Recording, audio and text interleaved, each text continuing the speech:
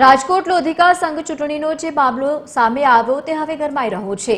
આ ચૂંટણીમાં ભાજપના બે દિગ્ગજ નેતાઓ આમને સામને છે। આજથી આગામી 27 ઓગસ્ટ સુધી ફોર્મ પરત ખેંચી શકાશે। ભાજપે મેન્ડેટ ન આપતા 15 બેઠકો માટે 35 જેટલા ફોર્મ ભરાયા છે, જેમાં એક તરફ સહકારી આગેવાન જયેશ રાદડિયા તો બીજી તરફ સંગઠનના આગેવાન પ્રશાંત કોરાટનું જૂથ આમને સામને છે।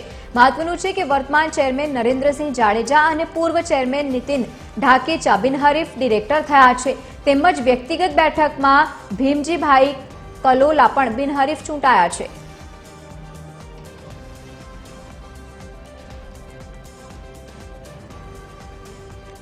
તો આજથી 27 ઓગસ્ટ સુધી ફોર્મ પરત ખેંચી શકાશે, પરંતુ આ તમામની વચ્ચે જ્યારે ભાજપના જ બે દિગ્ગજ નેતાઓ આમે સામે હોય એવા સમયમાં માહોલ ગરમાયો છે। વધુ માહિતી સાથે સંવાદદાતા રવિ મોટવાણી જોડાયા છે। રવિ, જે પ્રમાણે ચૂંટણીનો માહોલ છે અને બે દિગ્ગજ નેતાઓ એ પણ આમને સામને છે, કેવો માહોલ આપ ત્યાં જોઈ રહ્યા છો? જી લવલીન, ખાસ કરીને જણાવી દઈએ, સહકારી ક્ષેત્ર છે આ મહત્વનું ગણવામાં આવતું હોય છે। તેમાં રાજકોટ લોધિકા સંઘ છે સૌરાષ્ટ્રનું સૌથી મોટું સંઘ છે, ત્યારે તે સંઘ ઉપર જેનો કબજો હોય તેનું ગ્રામ્ય વિસ્તારોમાં સારો કબજો કહી શકાય। અને ખાસ કરીને વાત કરવામાં આવે તો સહકારી ક્ષેત્રના આગેવાન જયેશ રાદડિયા તો તેમની સામે સંગઠનના આગેવાન પ્રશાંત કોરાટ જૂથ આ બંને આમને સામને આ રાલો સંઘની ચૂંટણીમાં જોવા મળી રહ્યા છે, કારણ કે આ જીત જે મેળવશે તેનું સંગઠન પર સહકારી ક્ષેત્રે તેમનું મહત્વનું સ્થાન રહેશે।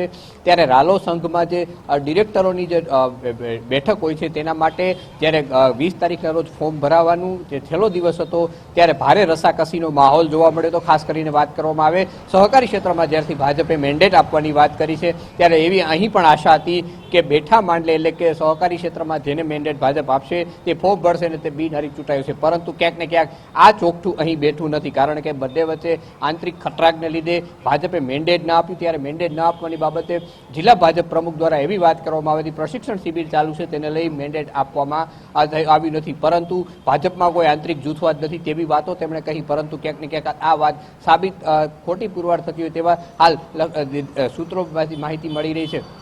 ફોર્મ ભરાઈ ગયા છે ને હવે ફોર્મ પાછું ખેંચવાની તારીખો પણ શરૂ થઈ ગઈ છે। 27 તારીખ સુધી ફોર્મ પાછું ખેંચાવી શકાશે, પરંતુ અત્યારે આજે વાત કરવામાં આવે 35 ફોર્મો હજી પણ ભરાયેલા છે અને ફોર્મ જે પાછું ખેંચે ત્યારબાદ જ આ ચિત્ર સ્પષ્ટ થશે। પરંતુ હાલ બંને જૂથ વચ્ચે આંતરિક ખટરાગને લીધે ક્યાંક ને ક્યાંક જે ચૂંટણી સહકારી ક્ષેત્રની ચૂંટણી બિનહરીફ થવી જોઈએ તે થઈ શકી નથી અને હવે રાજકારણ એટલે ગરમાયું છે કે બંને તરફના આગેવાનો છે પોતપોતાના ટેકેદારોને કે ભાઈ તમારે પીછે હટ કરવાની નથી તેવી વાતો પણ વહેતી થઈ છે। ખાસ કરીને વાત કરવામાં આવે તો આ મેન્ડેટની વાત કરવામાં આવે જેમાં ગ્રુપ 1, 2, 5, 4, 11, 12 અને 14 આ ગ્રુપમાં 2 ફોર્મ ભરાયા છે, તો ગ્રુપ 6 અને 7 ની વાત કરવામાં આવે 3 ફોર્મ ભરાયા છે, ગ્રુપ 3, 5 અને ગ્રુપ 10 માં 4 ફોર્મ ભરાયા છે અને ગ્રુપ 9 માં સહિતના જે ફોર્મો ભરાયા છે, આમ જુદા જુદા ગ્રુપમાં ફોર્મ ભરાયા છે।